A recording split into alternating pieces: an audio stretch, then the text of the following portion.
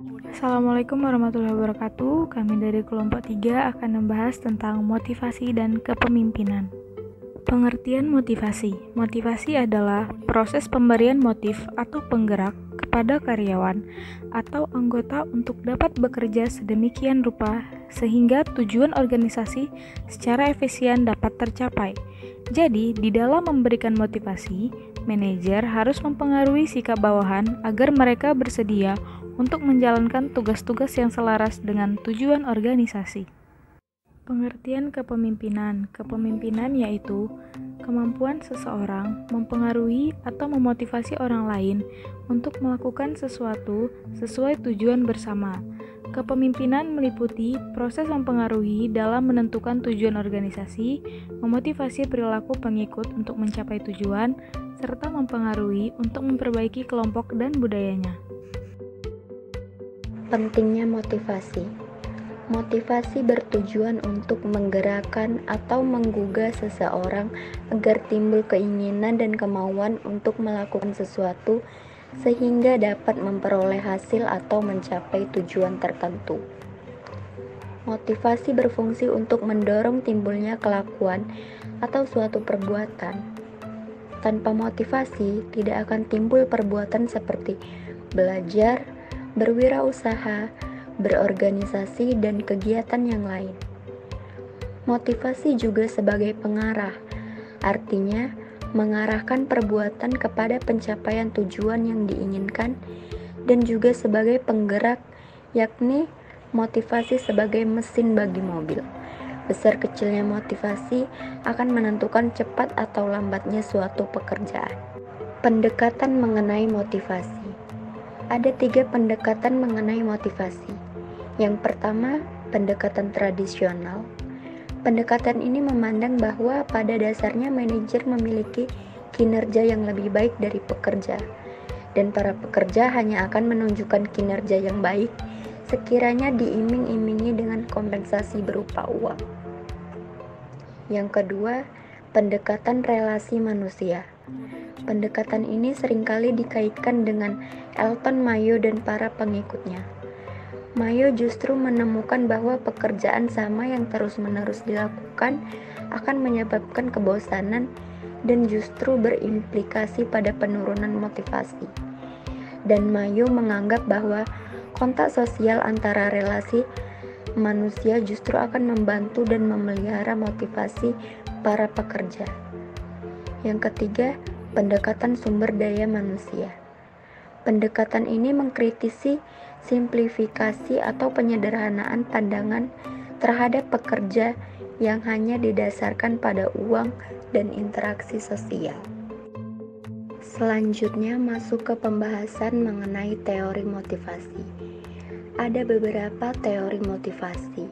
Yang pertama, teori motivasi kebutuhan dari Abraham H. Maslow mengatakan bahwa manusia dimotivasi untuk memuaskan sejumlah kebutuhan yang melekat pada diri setiap manusia yang cenderung bersifat bawaan.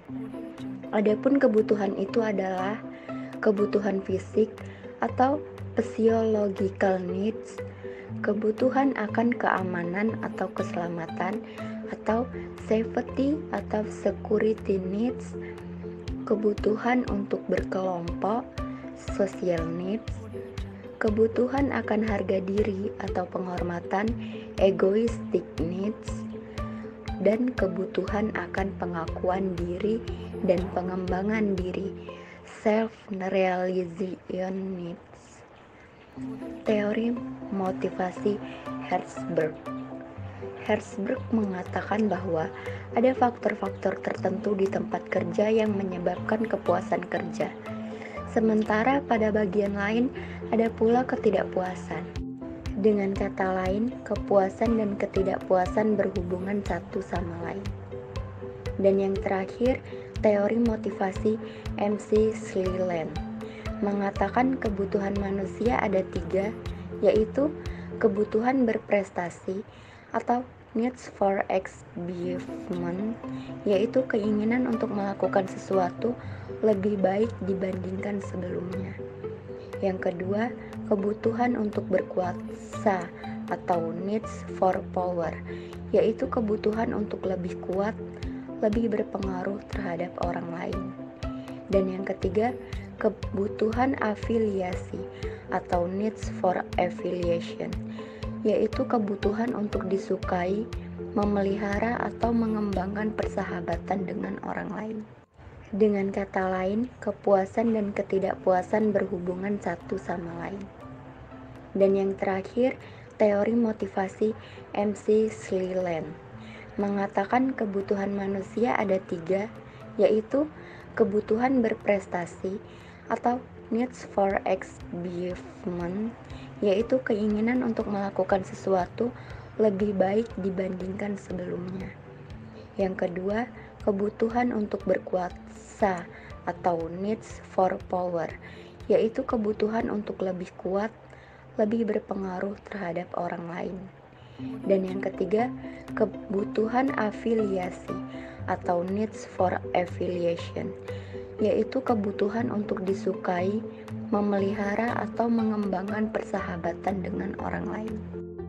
Perspektif kontemporer motivasi. Perspektif kebutuhan mengenai motivasi. Terkait dengan proses pertama, bagaimana motivasi menjadi perilaku yang lebih baik.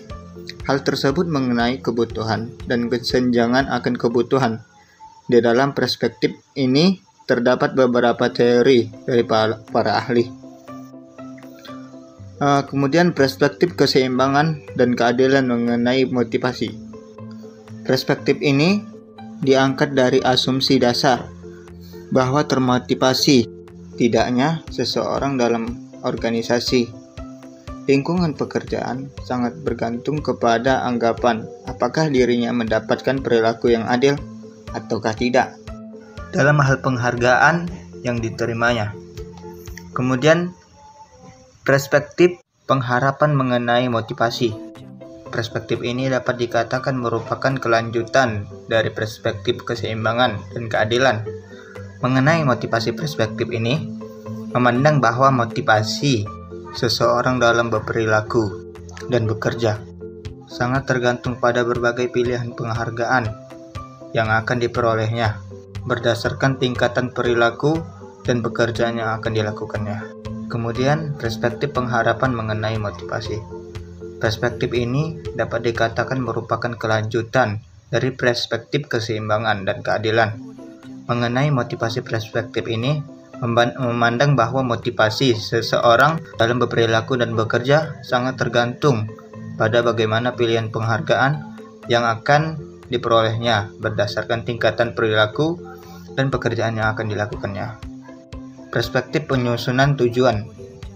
Perspektif ini pada dasarnya beranggapan bahwa perilaku individu yang didorong oleh motivasi individu sesungguhnya dapat dijelaskan melalui keterlibatan individu dalam penyusunan tujuan dari setiap apa yang akan dikerjakan atau dibebankan kepadanya. Unsur-unsur motivasi. Adapun motivasi mempunyai 3 unsur, yaitu tujuan, kemudian kekuatan dari dalam diri individu, dan yang ketiga keuntungan. Yang pertama, tujuan. Manusia adalah makhluk bertujuan. Meski tidak ada manusia yang mempunyai tujuan yang benar-benar sama, demikian juga sama halnya dengan organisasi. Idealnya semua manusia organisasi memiliki motivasi tinggi dan ada kesadaran dalam diri mereka bahwa tujuan organisasi adalah bagian dari tugas keorganisasian dan juga tujuan hidupnya. Kemudian yang kedua, kekuatan dari dalam diri individu. Manusia adalah insan yang memiliki energi. Apakah itu energi fisik, otak, mental, dan spiritual dalam arti luas? Kekuatan ini berakumulasi dan menjelma dalam bentuk dorongan batin seseorang untuk melakukan sesuatu dengan baik dan benar. Manusia organisasional bekerja dalam organisasi semata-mata karena rasa terpanggil untuk berbuat tanpa mengingkari ada maksud-maksud yang ingin dicapai dari pekerjaan itu. Kemudian yang ketiga, keuntungan. Manusia bekerja ingin mendapatkan keuntungan adalah manusiawi. Meski harus dihindari sikap yang hanya ingin bekerja manakala ada keuntungan langsung atau direct profit. yang akan diperolehnya. Rasa dekat terhadap kebutuhan, keinginan memperoleh imbalan, rasa ingin meningkatkan diri, dan seperangkat keinginan mencari keuntungan adalah bagian yang tidak terpisahkan dari keseluruhan aktivitas manusia. Kemudian tipe-tipe motivasi. Yang pertama ialah motivasi positif. Bekerjalah dengan baik. Kalau nanti target keuntungan tercapai, Anda akan diberi bonus. Statement ini merupakan bentuk nyata dari inisiatif membangkitkan manusia untuk mencari keuntungan-keuntungan tertentu. Dengan demikian, motivasi positif merupakan proses pemberian motivasi, di mana hal itu diarahkan pada usaha untuk mempengaruhi orang lain, agar dia bekerja secara baik dan antusiasi, dengan cara memberikan keuntungan tertentu kepadanya. Kemudian yang kedua, motivasi negatif. Siapa saja yang sering terlambat datang atau sering membolos akan dipotong gajinya. Dengan perilaku seperti itu, jangan berharap Anda akan dipromosikan. Ini merupakan contoh motivasi negatif.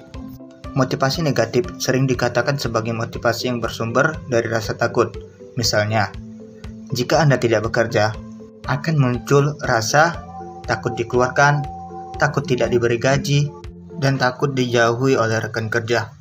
Motivasi negatif yang berlebihan akan membuat organisasi tidak mampu mencapai tujuan. Personal ya organisasi menjadi tidak kreatif, serba takut, dan lain-lainnya. Dan yang ketiga, motivasi dari dalam. Saya bekerja karena terpanggil untuk itu. Ada atau tidak ada pemimpin di tempat saya akan tetap bekerja sesuai dengan target dan tanggung jawab saya. Statement ini mencerminkan kuatnya motivasi dari dalam yang terkandung pada diri karyawan. Motivasi dari dalam timbul pada diri pekerja waktu dia menjalankan tugas-tugas atau pekerjaan dan bersumber dari dalam diri pekerja itu sendiri. Dengan demikian, berarti juga bahwa kesenangan pekerjaan muncul pada waktu dia bekerja dan dia sendiri menanganinya pekerjaan itu. Manusia seperti ini jarang cincang atau menggerutu. Baginya, bekerja adalah suatu kewajiban, bagaikan makan sebagai kebutuhan. Kemudian ada pun motivasi dari luar. Motivasi dari luar adalah motivasi yang muncul sebagai akibat adanya pengaruh yang ada di luar pekerjaan dan dari luar diri pekerja itu sendiri. Motivasi dari luar biasanya dikaitkan dengan imbalan. Pendorong motivasi. 1. Seberapa mendesaknya suatu kebutuhan. Misalnya, kita merasa lapar, namun harus menyelesaikan satu tugas dengan segera. Kalau kita merasa sangat lapar, kita akan makan. Tapi, bila hanya sedikit merasa lapar, kita akan memilih untuk menyelesaikan tugas. Yang kedua, anggapan bahwa satu tindakan akan memenuhi suatu kebutuhan. Misalnya, ada dua kebutuhan yang mendesak. Keinginan untuk menyelesaikan tugas atau makan. Persepsi tentang bagaimana kita memandang dua kebutuhan tersebut sangat menentukan mana yang akan diprioritaskan. Kalau kita berpikir bahwa kita bisa dipecat karena tugas tidak selesai, kita akan mengorbankan waktu makan siang kita untuk mengerjakannya. Sebaliknya, jika kita merasa tidak akan mendapatkan masalah walaupun pekerjaan itu tidak selesai, kita akan pergi untuk makan siang. Pentingnya kepemimpinan dalam suatu organisasi. Kepemimpinan merupakan faktor yang sangat penting dalam mencapai pencapaian tujuan yang telah ditetapkan oleh sebuah organisasi.